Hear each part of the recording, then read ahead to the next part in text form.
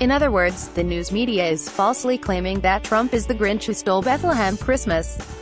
A simple reality check is in order here.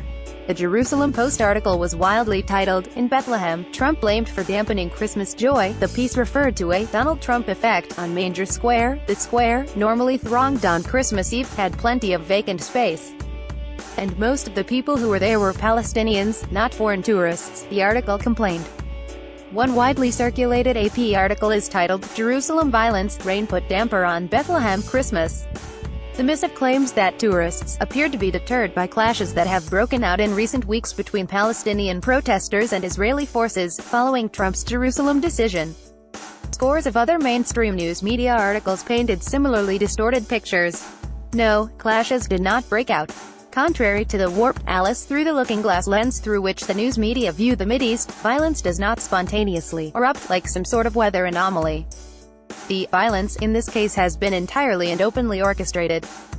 For the past few weeks, Palestinian Authority President Mahmoud Abbas and other Palestinian leaders have used Trump's Jerusalem decision to publicly call for anti-Israel riots in a cynical attempt to once again collapse any prospects for peace.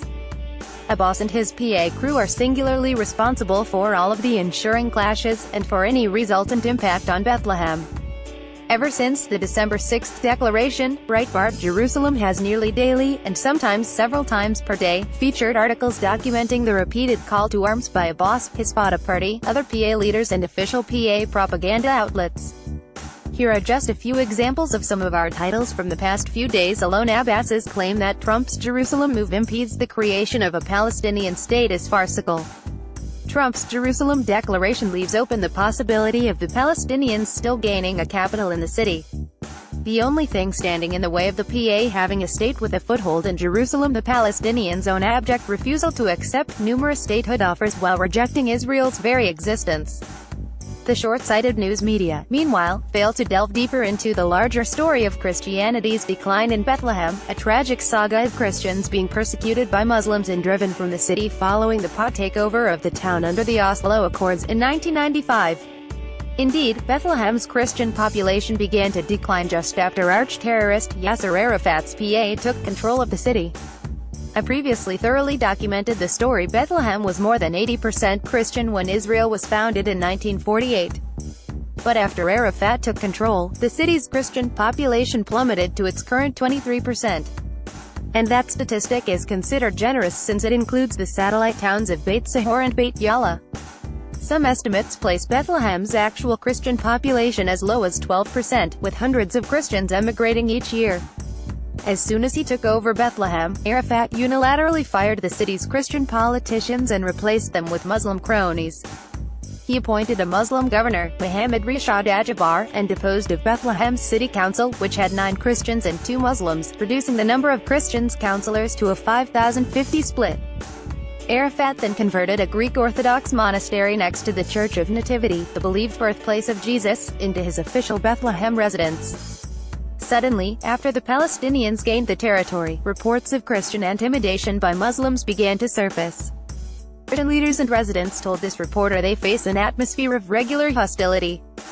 They said Palestinian armed groups stir tension by holding militant demonstrations and marches in the streets. They spoke of instances in which Christian shopkeepers' stores were ransacked and Christian homes attacked. They said in the past, Palestinian gunmen fired at Israelis from Christian hilltop communities, drawing Israeli anti-terror raids to their towns. In 2002, dozens of terrorists holed up inside the Church of the Nativity for 39 days while flying a massive Israeli anti-terror operation. Israel surrounded the church area but refused to storm the structure. Gunmen inside included wanted senior Hamas, Tanzim and al-Aqsa Martyrs Brigades terrorists reportedly involved in suicide bombings and shooting attacks. More than 200 nuns and priests were trapped in the church after Israeli hostage negotiators failed to secure their release. Some Christian leaders said one of the most significant problems facing Christians in Bethlehem is the rampant confiscation of land by Muslim gangs. In their zeal to smear Trump over his historic decision to recognize Jerusalem as Israel's capital, the news media missed the real story of why Bethlehem Christmas is such a downer. Klein is Breitbart's Jerusalem bureau chief and senior investigative reporter. He is a New York Times best-selling author and hosts the popular weekend talk radio program, Klein Investigative Radio. Follow him on Twitter at Klein Show. Follow him on Facebook.